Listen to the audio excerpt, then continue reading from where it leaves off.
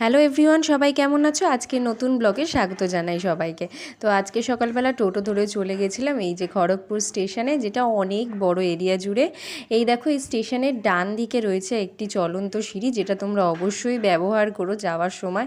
তার কারণ না হলে তোমরা খুব প্রবলেমে পড়বে। এই স্টেশনটা যদি তোমরা ঘুরতে চাও হেঁটে, লিফট ইউজ না করো, তাহলে তোমাদের হাত পা প্রচণ্ড ব্যথা করবে।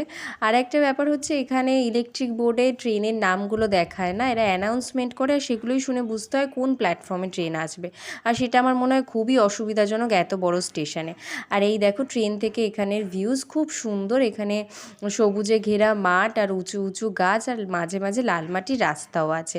আর শীতকালে তো আরও সুন্দর লাগে। এখানে গাঁদা ফুল চাষ করে সবাই, দেখতে অপূর্ব লাগে। এই রয়েছে নদীর ভিউ, আর এখান দিয়ে ঠান্ডা হাওয়া আসছিল, খুব সুন্দর। আর চলো তাহলে আজকে এত অবধি। আমাকে কেমন লাগছে অবশ্যই জানাও। বাই।